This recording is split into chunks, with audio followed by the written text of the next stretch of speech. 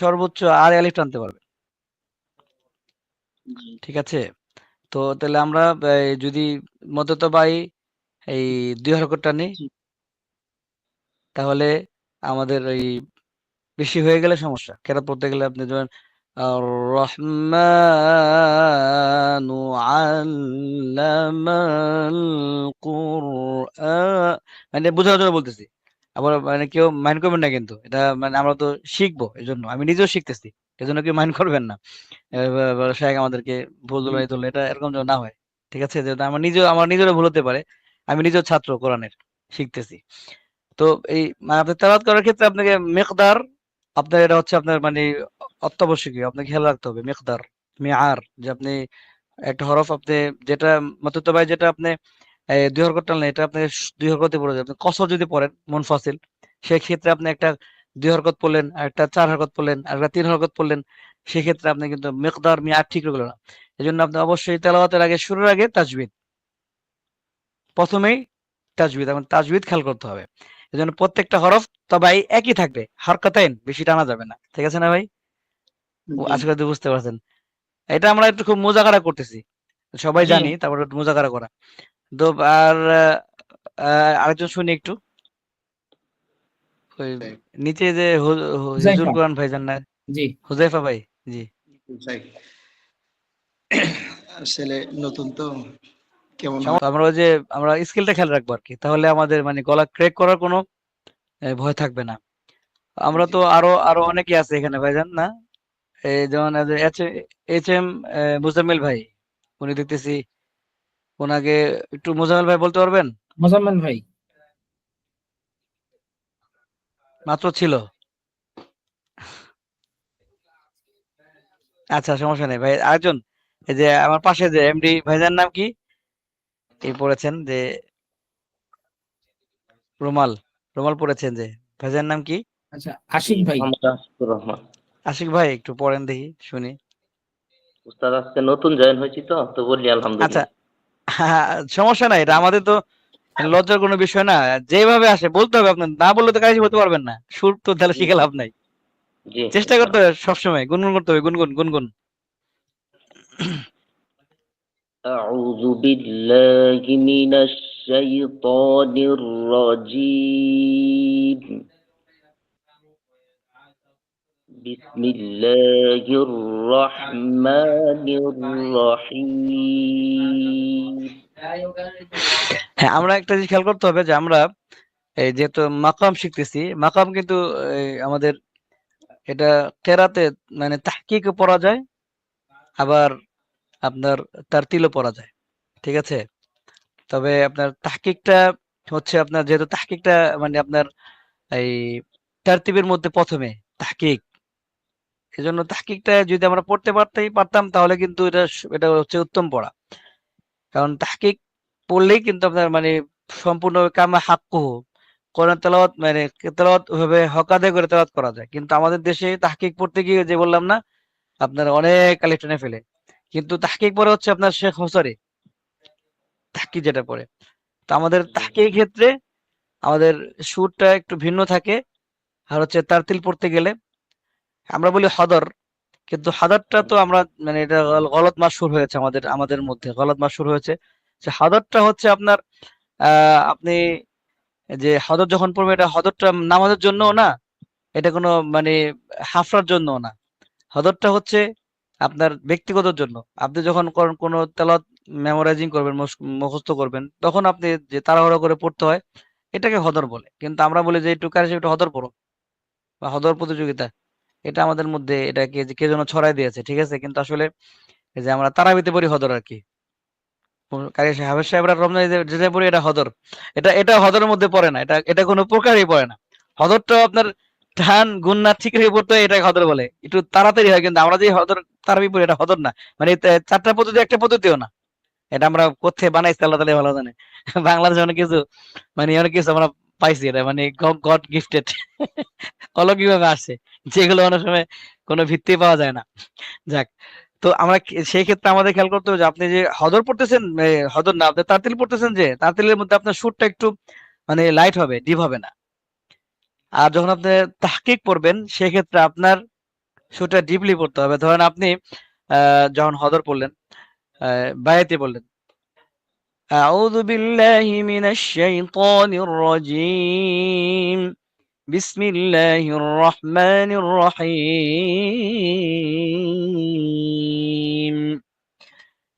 ইন্না লিলমুত্তাকিনা মাফাজান হাদাইকা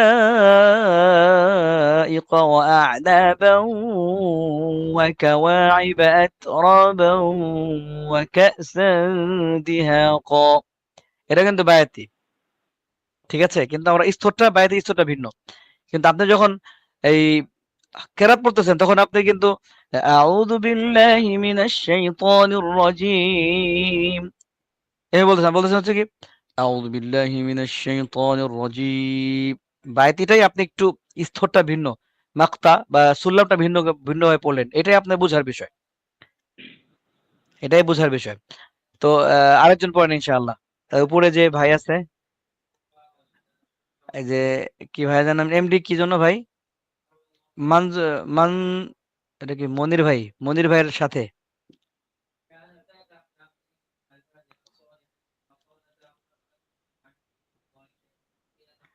আচ্ছা সমস্যা নেই, একজন পড়লে চলে।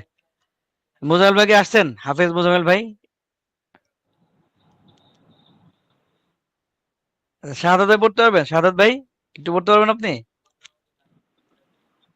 আসসালামু আলাইকুম ওয়ালাইকুম আসসালাম। রহমতুল্লাহ। পড়েন শাহাদাত ভাই একটু শুনি।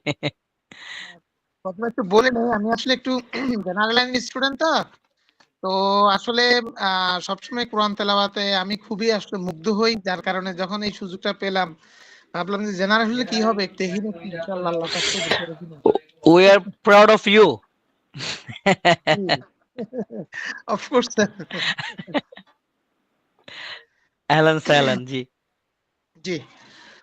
أعوذ بالله من الشيطان الرجيم. بسم الله الرحمن الرحيم. الرحمن علم القرآن خلق الإنسان علمه البيان. জি মাশাআল্লাহ, মাশাআল্লাহ। এটা আপনার ঠিক আছে, মাশাআল্লাহ। আপনি এটা তারতিল হয়েছে, কিন্তু তাহকিকটা একটু স্লো। এবং আপনাকে যখন আপনি হরফের মশক করবেন, কিন্তু আপনার ওই ঠোঁটটা কিন্তু লড়বে না। আপনি আউযু বিল্লাহ বলে আপনার সব কিন্তু ঠোঁটের হরফ না। এটা আপনাকে একটু খেয়াল রাখতে হবে যে আপনি কাইফিয়ত, হরফের যে কাইফিয়তটা আছে, উচ্চারণে খেয়াল রাখতে হবে।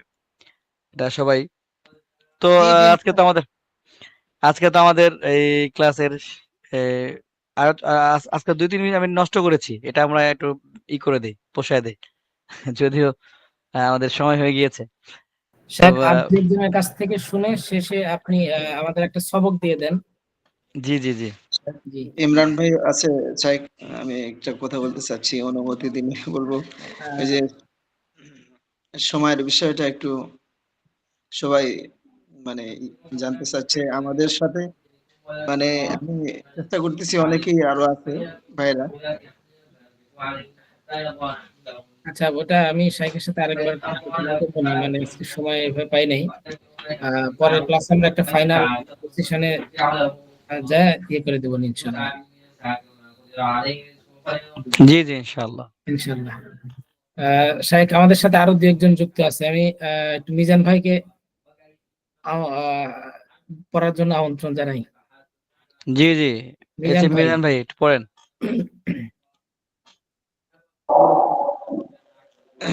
সময়ের বিষয়টা ওনারা বলছে। ওয়ালাইকুম আসসালাম। ওয়ালাইকুম আসসালাম ওয়া রাহমাতুল্লাহি ওয়া বারাকাতুহু।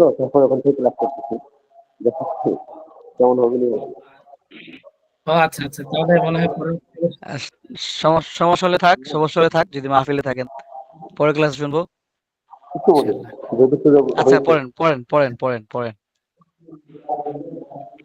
أعوذ بالله من الشيطان الرجيم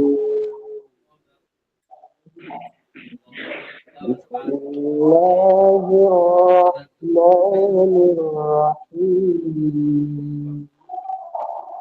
الرحمن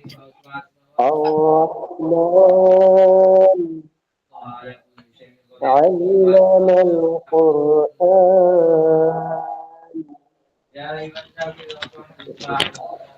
মাশাআল্লাহ।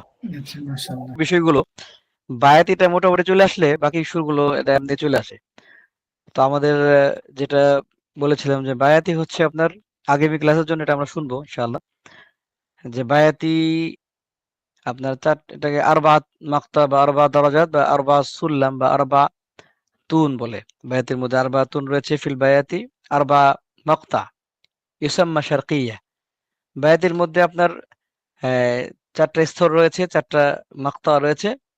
এটাকে বলা হয় শারকিয়্যা, এটাকে শারকিয়্যা বলা হয়। ঠিক আছে, এমনি তো বায়াতি বলেই, কিন্তু এটাকে শারকিয়্যাও বলা হয়। ঠিক আছে, আবার এটাকে সুল্লাম শারকিয়্যাও বলা হয়, এটাকে ইকআত আরবিয়া বলা হয়। মানে বায়াতিটাই কিন্তু অনেকগুলো নাম। এই নামগুলো মনে রাখলে আপনি হচ্ছে দুক্তুর, মানে আপনার সুরের পণ্ডিত হয়ে যাবেন আসলে, মনে রাখতে হবে এগুলো। তো এগুলো এত ব্যাখ্যা করে কেউ বলেও না, আর এত মুখস্থ কেউ করে না। তো এই বিষয়গুলো আমরা যেহেতু বায়াতিটা একটু ভালো করেই হয়ে গেলে বাকি আমাদের সুরগুলো সহজ, ওইগুলো আমরা খুব দ্রুত ধরতে পারবো। বায়াতিটা হচ্ছে আপনার গলা ক্লিয়ার করার জন্য, আপনার মানে সুরে ঢোকার জন্য এটা আপনার চাবি তো মা তো, সুতরাং আপনি এটা ক্লিয়ার হয়ে গেলে বাকিগুলো এমনিতে আপনি স্মুথলি চলে আসবে। তো বায়াতের মধ্যে আমরা এই 4টা স্তর পেয়েছি। কেউ বলেছে 4টা, কেউ বলেছে 7টা, কেউ বলেছে 8টা। তো আমরা 4টাই মূল আপনার ধরে রাখি, বাকিগুলো হচ্ছে আপনার এই পড়াও ধরা যায়। ঠিক আছে, তো আমরা মালয়েশিয়ান ইন্দোনেশিয়ার ইয়েতে আমরা ধরবো 8টা বা 7টা, আর এমনি মূল হচ্ছে 4টা। তো এর মধ্যে হচ্ছে আমরা বায়াতি করা যেটা আছে সেটা আমরা ধরেছি।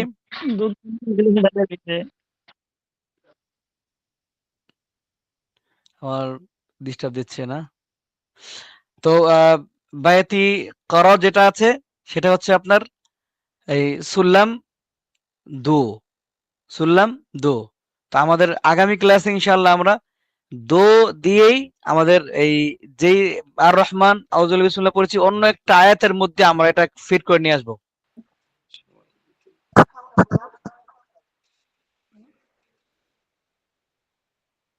শেখ আনমিউট করতে হবে শেখ।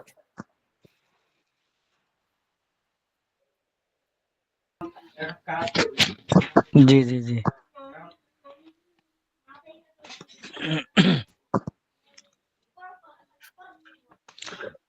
আচ্ছা, আমরা একটু শুনি যে গত ক্লাসে যে আলোচনা করেছিলাম এখান থেকে আমরা কি বুঝেছি একটু শুনি, জি, এর জন্য একটু বলেন।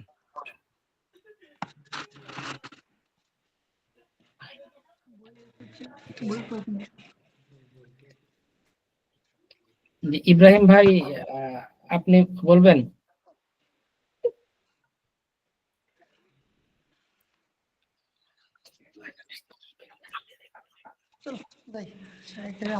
ইব্রাহিম ভাই আপনি বলতে চাইলে আনমিউট করে একটু বলেন, নাকি ইকবাল ভাই?